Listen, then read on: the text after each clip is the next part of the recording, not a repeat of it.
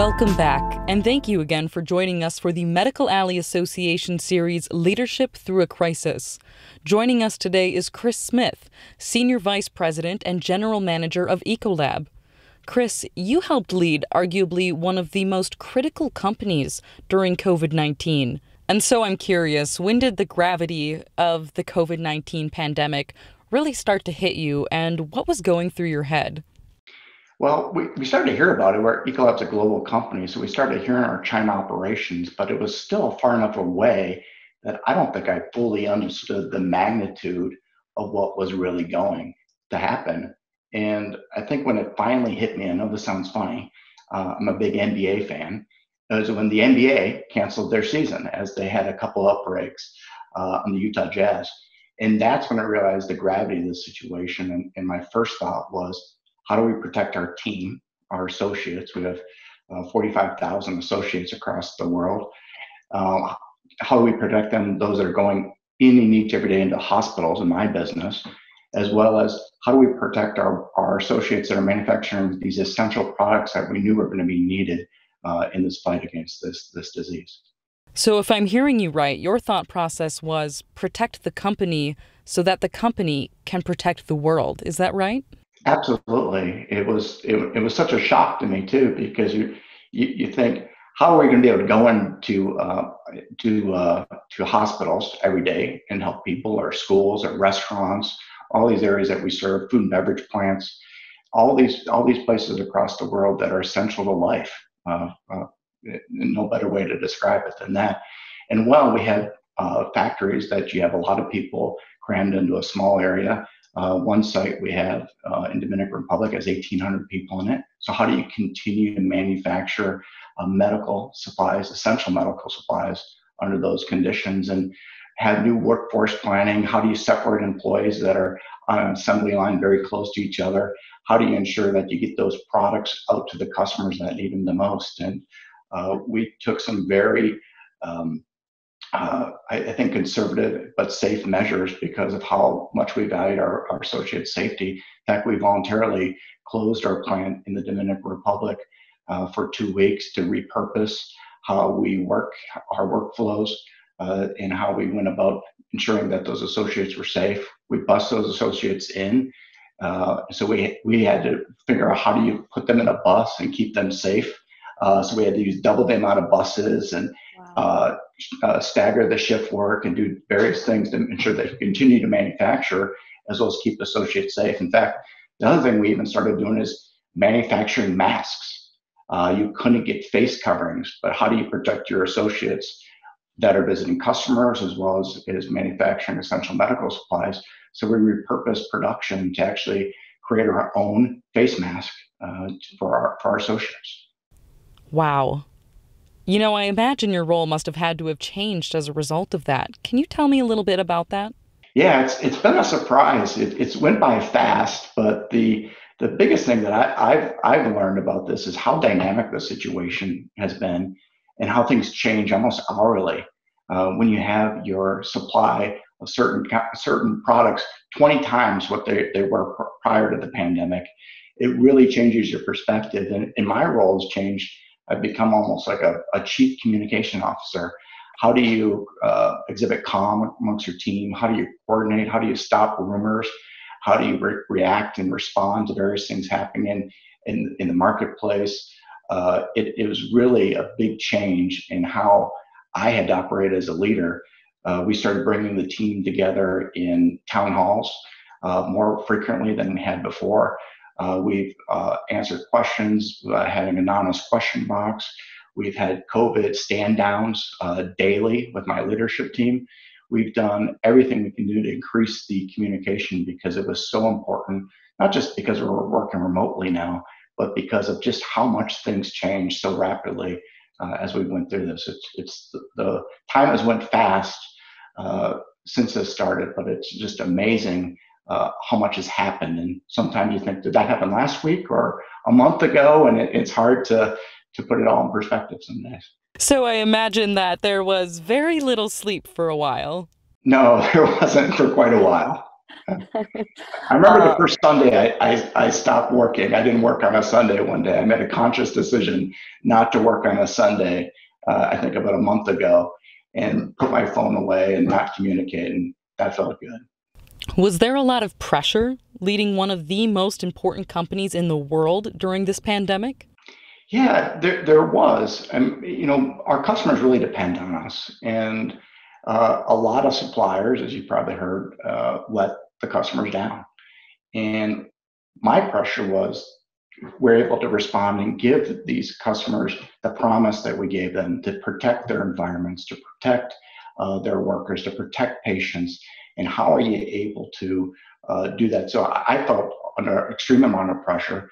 Our entire team was under pressure because we've always wanted to serve the customer. So the way we looked at it very early, we came up with this operating principle that we're living history right now. And in the future, we want to look back at what we did and be proud of what we did and how we reacted to it. And our entire team in healthcare, our entire team in Ecolab, we worked under that same principle. And as a result, we didn't look at the next 2 quarters, what our results were going to be. We protected our associates from a health and safety perspective as well as a financial perspective. And we did things, I think, that long term, that were focused on the long term health of our customers as well as our business. And I think I'm very proud of that, probably most proud of that, because when you look back, and even you look back a few months, I'm very proud of the way we've reacted to protect our team, our customers, and our future. What would you say has been the greatest personal challenge you have had to overcome, as well as the greatest challenge Ecolab has had to overcome throughout all of this?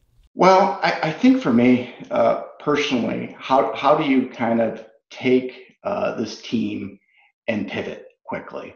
That was probably the biggest personal challenge I had. We had a plan, like many companies, going into the year, but that plan was completely thrown out the window. We spent a lot of time in October and in November determining what our plan was going to be. So very quickly, we had to say, how do we quickly change this plan and pivot to our new reality? And bringing the team along with that was something that took a lot of energy, a lot of effort, and something that, quite frankly, wasn't too easy. We had to do some things in this year that you would have never thought possible. In less than 2 weeks, we repurposed an industrial manufacturing plant to make a new formula of hand sanitizer. So from concept to production for something we've never done before, we started doing that and producing additional hand sanitizer in less than 2 weeks. And you wouldn't have, coming last year when we did planning for 2020, you would have never thought you'd had to do that. You never thought that we'd have to repurpose some of our manufacturing facilities to make 5 million masks a year for our associates. It's an amazing how much things changed, and we had this plan and how much it had to change in that short of time. So that was a very difficult thing to do personally, bringing the team along with you, explaining the why it was so important for us to react quickly. That was it seems like you said, like 10 years ago, but it was just several months ago when this occurred. That's incredible what you were able to do in just 2 weeks. What does that look like? What does that mean for Ecolab moving forward? Is your company style changing? Is your ability to move things at lightning speed going to continue? What has COVID-19 irrevocably changed about Ecolab's operations? I think it's really changed the way we think of a number of things, not the least of which is the supply chain. You have to have a resilient supply chain to be able to react quickly. And I think the entire market in healthcare has realized that it's not just in time may not be the right thing to do anymore. It might be more appropriate to have stocking and enough supply for a pandemic response.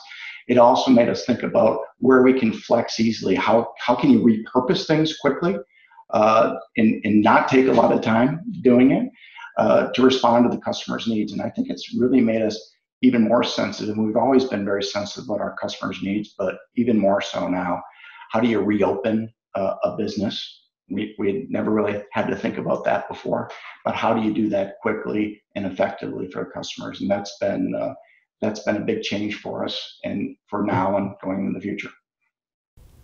Ecolab is heavily entrenched in the Medical Alley community.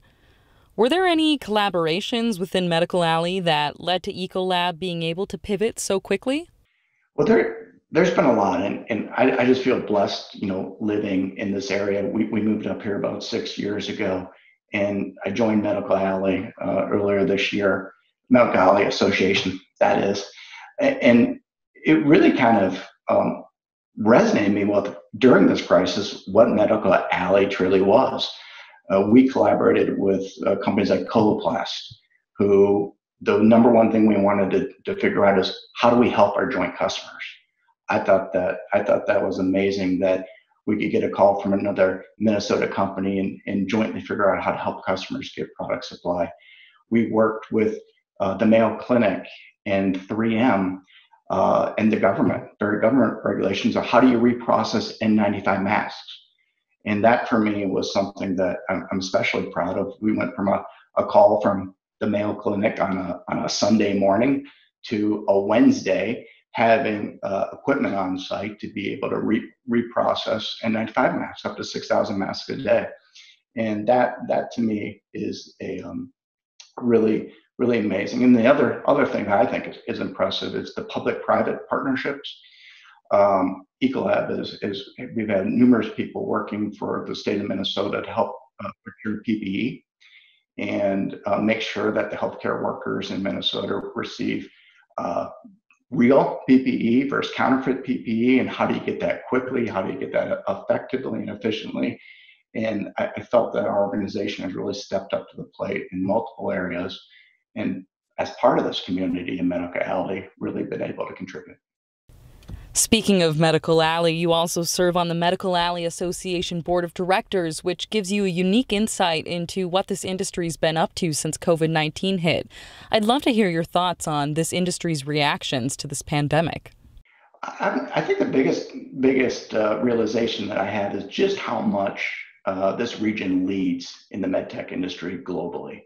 When you see the leaders of some of the health systems that are globally recognized, the medical device manufacturers that are globally recognized, the service providers, it just really hit me in some of our board meetings during this crisis of just how many leaders we have and how willing they're able to collaborate with you.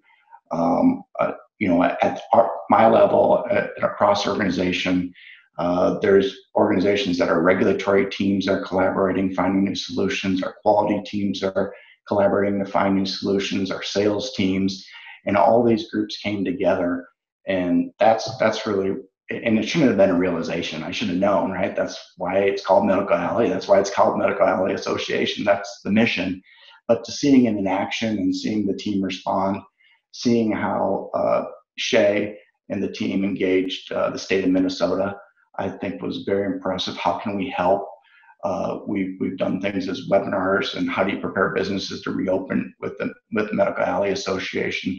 We've looked at how do you write work rules for safety, how do you manage buildings going forward, how do you procure PPE, how do you get all these things. And for me, it was just great to see the collaboration and the leaders in the global healthcare industry come together in such a way. So lastly, I wanted to ask you, we're not out of COVID-19 just yet, but taking a look back at the pandemic so far, what has been the greatest lesson that you have personally learned about leadership? I think the greatest lesson about leadership is, prepare for the unexpected, understand that things can happen and you need to take the plan that you did have and throw it out the window. But if you do the right thing, if you focus on the right things, you'll be successful. And that, to me, is probably the biggest lesson that I've learned out of this. It's a matter of serving your customers, make sure your team's safe, and really kind of doing the right thing for society and for our customers every day. And it's really makes a difference. That was Chris Smith, Senior Vice President and General Manager of Ecolab. To make sure you don't miss another episode of the Medical Alley Association series Leadership Through a Crisis, be sure to subscribe to our newsletter and follow us on all of our social media channels. Thank you again for joining us.